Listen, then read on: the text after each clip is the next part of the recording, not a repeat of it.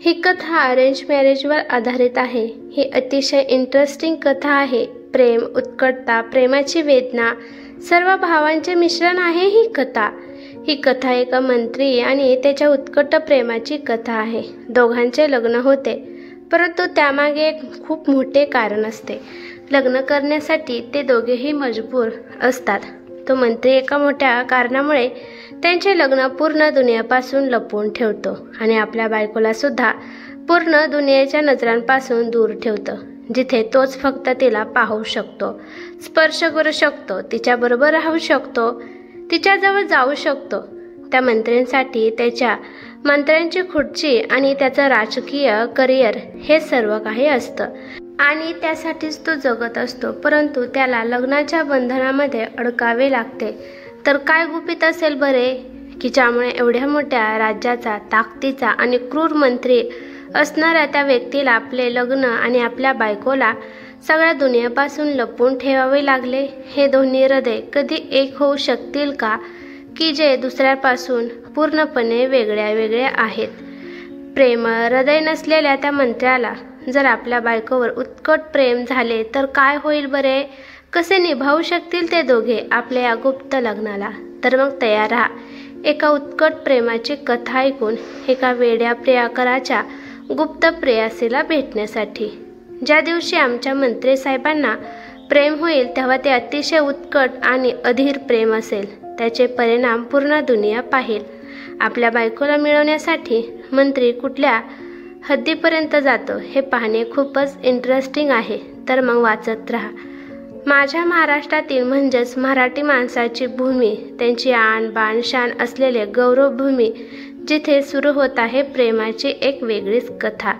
हे तर जगजाहीरच आहे की महाराष्ट्रीयन लोक आपल्या शूरवीरतेमुळे प्रसिद्ध आहेत। असेच एक शूरवीर असणारे, मान मर्यादा पाळणारे एक राजघराणे आहे की त्यांचे आडनाव आहे देशमुख। महाराष्ट्रातील लातूर या जिल्ह्यात देशमुख यांचे घराणे आहे, ज्या घराण्याचा पूर्ण राज्यात मान व नावलौकिक आहे। महाराष्ट्रातील राजधानी मुंबईमध्ये सुद्धा या घराण्याचा दबदबा आहे। या घराण्यातील एकुलता एक मुलगा, ज्याचे वय जवळपास 29 वर्ष आहे, तो मुलगा या महाराष्ट्र राज्याचा दमदार व रुबाबदार मंत्री आहे। पूर्ण राज्यामध्ये यांनाच नेहमी मागणी असे। जनता दिवाणी आहे या तरुण तडफदार मंत्र्यांची। परंतु हे मंत्री महाशय मात्र अजूनपर्यंत कुणाचे दिवाने झाले नव्हते। देशमुख बंगला एक मोठा असा अतिशय आकर्षक रंगाचा बंगला, ज्याच्या चारही बाजूंना फक्त आणि फक्त हिरवळ पसरली आहे आणि आजूबाजूला देखरेख करण्यासाठी बरेच गार्ड तिथे आहेत। या बंगल्याच्या आत एक मोठ्या खोलीच्या मध्ये एक स्त्री उभा राहिली होती। तिचा चेहरा खूप त्रासिक दिसत होता। दिसायला ती महिला खूप सुंदर आणि आकर्षक होती। तिला पाहून एखाद्या राजघराण्यातील राणीसारखी जाणीव होत होती आणि ते खरेच होते। ती होती आपल्या मंत्री साहेबांची आई, वैशाली देशमुख। वैशालीबाई त्रासिक होऊन उभ्या होत्या। त्या देवाचे नाव घेऊन म्हणत होत्या, हे परमेश्वरा, किती दिवसापासून मी तुम्हाला प्रार्थना करत आहे, परंतु तुम्हाला माझी प्रार्थना ऐकूच येत नाही। आमच्याजवळ सर्व काही आहे, परंतु फक्त एका सुनेची कमी आहे। कृपा करून आमच्या राजकुमारांच्या डोक्यात लग्नाचा विचार भरवा, म्हणजे आम्हाला लवकरच एखादी सून मिळेल। वैशालीबाईचे बोलणे ऐकून दरवाजाजवळ उभी असलेली सावित्री म्हणाली, वहिनी साहेब, आपला राजकुमार लवकरच आपली इच्छा पूर्ण करेल, आम्हाला खात्री आहे। सावित्री सौरव देशमुख मंत्री साहेबांची काकी आहे आणि देशमुख घराण्याची छोटी सून आहे। आपल्या छोट्या जावेला पाहून वैशालीबाई म्हणाल्या, हो, मला सुद्धा विश्वास आहे। सावित्रीच्या चेहऱ्यावर हसू आले आणि ती खोलीच्या आतमध्ये आली आणि म्हणाली, वहिनी साहेब, मी तर तुम्हाला कधीपासून सांगत आहे की माझ्या छोट्या बहिणीचे लग्न रितेश बरोबर करा म्हणून। तसंही दोघेही लहानपणापासून एकत्र खेळलेले आहेत, त्यामुळे पूर्ण जीवनभर एकमेकांच्या साथीने राहिले तर चांगलेच होईल। सावित्रीचे बोलणे ऐकून वैशालीबाई म्हणाल्या, लहानपणापासून एकत्र खेळले आहेत म्हणून पूर्ण आयुष्यभर एकत्र राहावेत असं काही नसते. काही वेळा अनोळखी नातीसुद्धा खूप मौल्यवान बनतात. आणि असंही हे दोघं लहानपणापासून एकत्र खेळले बागडले आहेत. तर आपल्याला हे पण माहीत आहे की तुमची बहीण जान्हवीला रितेश नेहमी तिच्या खोड्या करण्यामुळे मारत असे. वैशाली बहिणीचे असे बोलणे ऐकून सावित्रीला वाईट वाटले. ती काही बोलणार तेवढ्यात तिची ऋतुवा रूममध्ये आली आणि हसून म्हणाली, तुम्ही दोघी इथे काय करत आहात? माझ्याबरोबर चला. माझ्या हँडसम भावाला प्राईम मिनिस्टरकडून अवॉर्ड मिळत आहे, ज्याची बातमी पूर्ण भारतभर दाखवली जात आहे. लवकर चला. ऋतुवाचे बोलणे ऐकून वैशालीबाईंच्या चेहऱ्यावर हसू आले व त्या तिच्याबरोबर गेल्या. त्या गेल्यानंतर सावित्रीच्या चेहऱ्यावर मात्र कडवट हास्य आले आणि ते मनातल्या मनात म्हणाले की इतक्या मोठ्या उच्च आणि मानसन्मान असलेल्या घराण्याच्या एकुलता एक राजकुमाराची बायको तर माझी बहीण जान्हवीच होणार. आणि बघाच वहिनी तुम्ही मी काय काय करते आणि आपल्या मुलाचे लग्न माझ्या छोट्या बहिणीबरोबर लावायला भाग पाडते की नाही तुम्हाला ते. वैशाली देवी आणि ऋतुवा बंगल्याच्या शानदार रूममध्ये आल्या. तिथे मोठा स्क्रीन असलेला LCD TV लावला होता. त्या बातम्या पाहू लागल्या. सगळ्या न्यूज चॅनेलवर त्यांच्या राजकुमारच्याच बातम्या होत्या. ब्रेकिंग न्यूज चालू होती त्यांच्या राजकुमाराची. तो राजकुमार म्हणजे महाराष्ट्र राज्यातील लातूर गावचा देशमुख खानदानाचा एकुलता एक मुलगा रितेश देशमुख. रितेश देशमुख म्हणजेच पूर्ण महाराष्ट्र राज्यातील आकर्षक, तरुण, तडफदार, हुशार नेतृत्व. टीव्हीवर दाखवत होते की देशाचे आदरणीय पंतप्रधान व आदरणीय राष्ट्रपती स्टेजवरती उभे आहेत आणि माईकवर घोषणा झाली की या वर्षीचा best CM of the year award दिला जात आहे महाराष्ट्र राज्याचे लाडके मुख्यमंत्री रितेश देशमुख साहेबांना. रितेश देशमुख यांच्या नावाची घोषणा झाल्यानंतर सगळीकडे टाळ्यांचा कडकडाट होतो आणि एक तरुण तडफदार व्यक्तिमत्व आपल्या आलिशान खुर्चीवरून उभा राहतो. स्टेजकडे जायला लागतो. स्टेजवर गेल्यानंतर आदरणीय प्रधानमंत्री व आदरणीय राष्ट्रपती साहेबांना हात मिळवतो. मंत्री देशमुख साहेबांना अवॉर्ड दिला जातो. अवॉर्ड देऊन सन्मान केल्यानंतर मंत्री साहेबांची खूप प्रशंसा होते. मंत्री देशमुख साहेबांच्या चेहऱ्यावर अभिमान आणि गर्व, अहंकार स्पष्ट दिसत होता. त्यांना भाषण करण्याची विनंती केली जाते. तिथे उपस्थित सर्व लोक मंत्री साहेबांचे भाषण ऐकण्यासाठी उत्सुक होते, कारण त्यांचे भाषण सुद्धा खूप दमदार असे. ते कमी बोलत असत परंतु अतिशय विचारपूर्वक व प्रभावशाली बोलत असत. त्यांचे भाषण ऐकावे असेल जनतेला वाटत असे. मंत्री साहेब माईक घेऊन आपल्या दमदार आवाजात बोलू लागतात. मी भाषणात नेहमी कमीच बोलतो, कारण मला असे वाटते की माणसाने जास्त बोलण्यापेक्षा कृतीतून आपले कर्तव्य जास्त केले पाहिजे. आणि आज या मंचावर उभे राहून आज तुम्हाला एवढेच सांगण्याची माझी इच्छा आहे की जय मराठी, जय महाराष्ट्र, जय हिंद. मंत्री रितेश देशमुख बोलत असलेला एक न एक शब्द मोठमोठ्या राजनीती तज्ज्ञ आणि नेत्यांच्या मनात आणि डोक्यात फिक्स बसत असे. एवढ्या कमी वयात हा मुलगा किती मोठ्या उंचीवर पोहोचला होता. आपल्या स्वतःच्या हिमतीवर राज्याचे नाव पूर्ण देशात चमकवत होता. सगळे लोक मंत्री साहेबांकडे जिज्ञासाने पाहत होते, कौतुकाने टाळ्या वाजवत होते. परंतु रितेश साहेबांचा चेहरा निर्विकार शांत होता. कुठलेही भाव त्यांच्या चेहऱ्यावर नव्हते. देश विदेशात या मुख्यमंत्री साहेबांची चर्चा होती. त्यांना मंत्रिपद सांभाळून फक्त 10 वर्ष झाले होते, परंतु ते आपल्या कर्तृत्वाने आणि आकर्षक व्यक्तिमत्वामुळे पूर्ण देश विदेशात प्रसिद्ध झाले होते. जनता त्यांची एक झलक पाहण्यासाठी वेडी होती. तरुण मुलींच्या स्वप्नातील तर ते राजकुमार होते, कारण ते होतेच तसे हँडसम, कर्तृत्ववान. परंतु त्यांच्यासमोर जाण्याची कुठल्याही मुलीची हिंमत नव्हती असे त्यांचे वागणे होते. आपल्या मुलाची एवढी प्रसिद्धी व मानसन्मान पाहून वैशालीबाईंची छाती गर्वाने अभिमानाने फुगली होती. ती म्हणाली, माझा मुलगा आहेच तसा की ज्याच्यासाठी सगळी दुनिया पागल आहे, दिवाणी आहे, परंतु हा आमचा राजकुमार एखाद्या मुलीसाठी कधी दिवाना होणार समजतच नाहीये. वैशालीबाईंचे बोलणे ऐकून रितू हसत हसत म्हणाली, ताईसाहेब, आपल्या दादाला दिवाना बनवणारी जरूर कोणीतरी असेलच ना. येईल त्यांच्या आयुष्यात लवकर आणि शिकवेल त्यांना प्रेमाचा अर्थ. आणि मग बघा, पूर्ण दुनिया आपल्या भावाची दिवाणी असेल, पण आपला भाव मात्र त्या एका मुलीसाठी दिवाना असेल. किती नशीबवान असेल ती मुलगी. रितूचे असे बोलणे ऐकून वैशालीबाईने तिच्या डोक्यावर हात ठेवला आणि म्हणाले, आपला परमेश्वरच असेच करो. आपल्या रितेशच्या जीवनामध्ये प्रेमाचा रस फुलत जावो आणि आपल्याला लवकरच एक सून मिळो. कांतानगर, लातूरमध्ये कांतानगर इथे घर होतं. ते घर फार काही मोठं नव्हतं, परंतु बऱ्यापैकी होतं. त्या घरामध्ये एक मुलगी आपली मान खाली घालून उभी होती.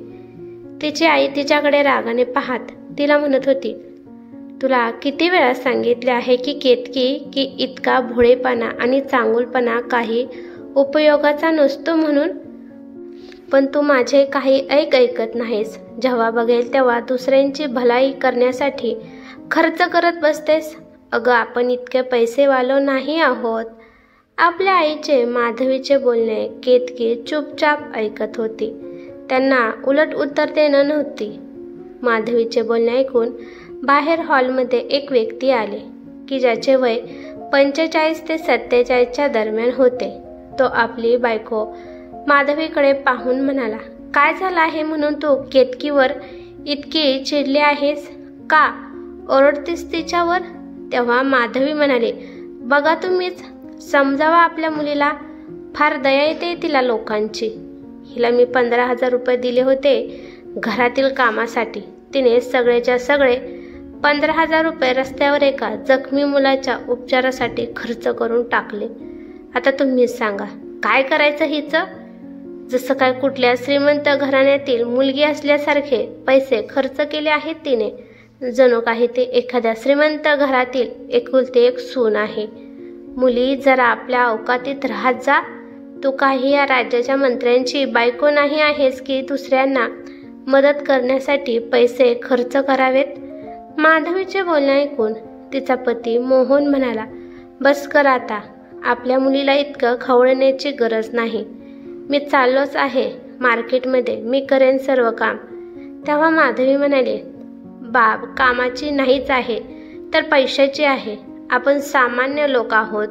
महिन्याच्या पगारावर जगतो आपण. आणि ही महाराणी एखाद्या राणी असल्यासारखे पैसे उडवत आहे, लोकांचे भले करत फिरत आहे.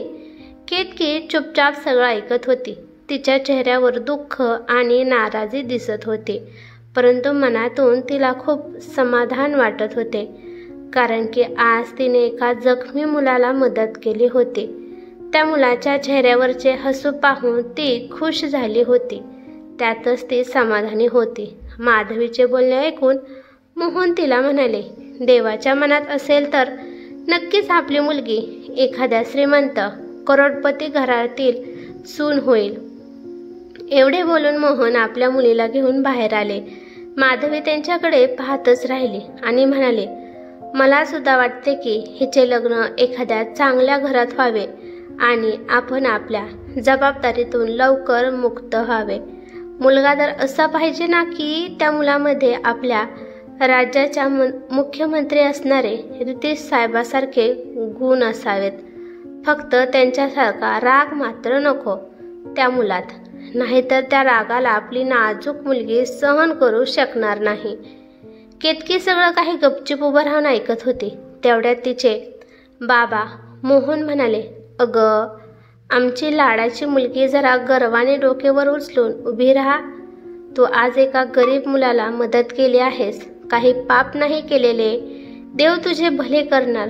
चल आता आपण मार्केटला जाऊ. आज आपण स्कूटीवर जाऊ, कारण की आपली कार आज सर्व्हिसिंगला टाकली आहे. केतकीने खाली घातलेली मान वर करून आपल्या वडिलांकडे पाहिले आणि छान हसू लागली.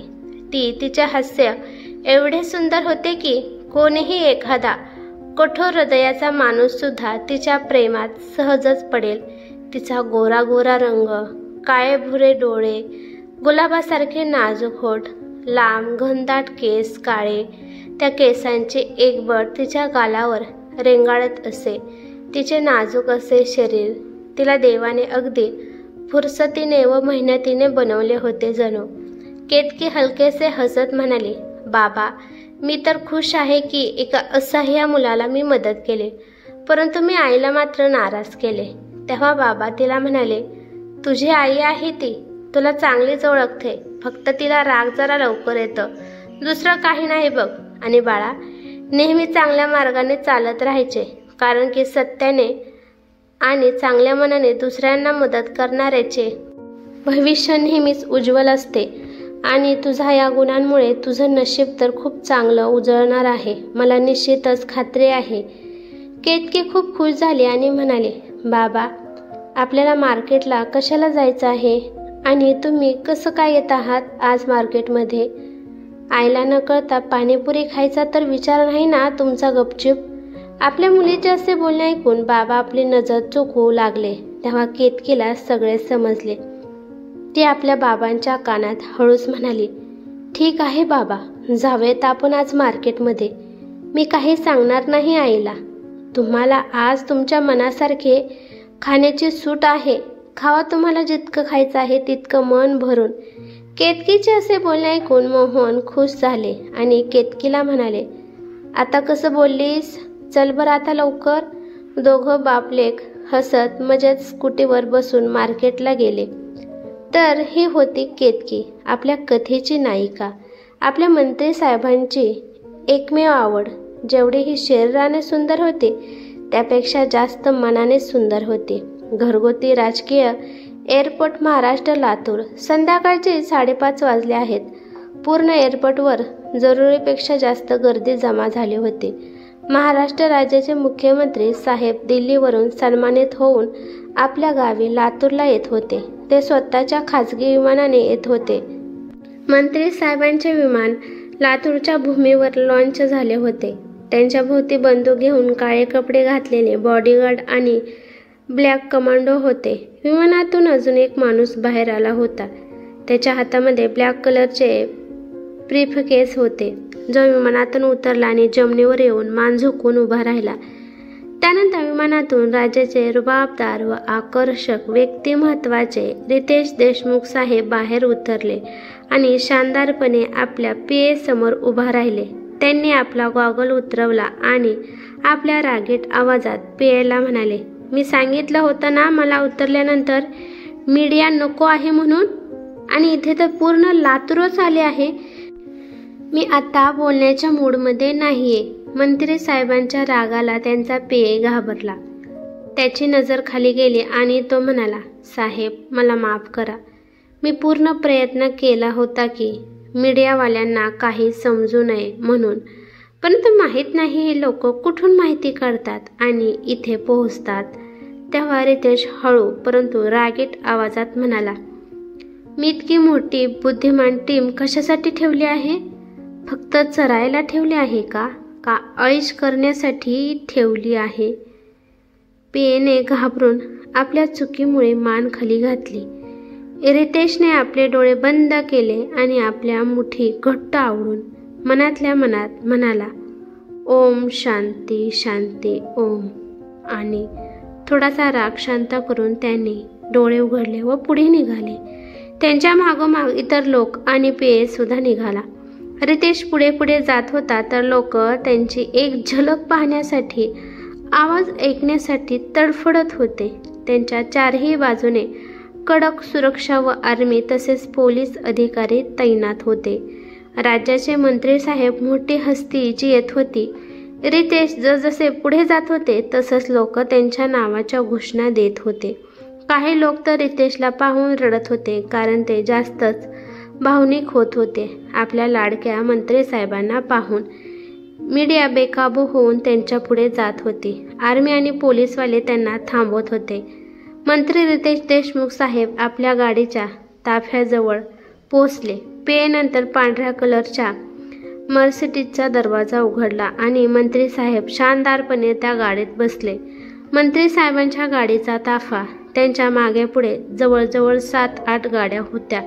मीडियावाल्यांचे रिपोर्टिंग चालू झाले होते. त्यांनी मंत्री साहेबांचे जमेल तेवढे जे फोटो घेतले होते ते टीव्हीवर दाखवले जात होते आणि तिखट मीठ लावून त्याची न्यूज बनवणे चालू झाले होते टीव्हीवर. मंत्री साहेबांच्या गाडीचा ताफा मंत्री साहेबांच्या ऑफिसजवळ पोहोचला. तिथे सुद्धा चारही बाजूने कडक सुरक्षा होती.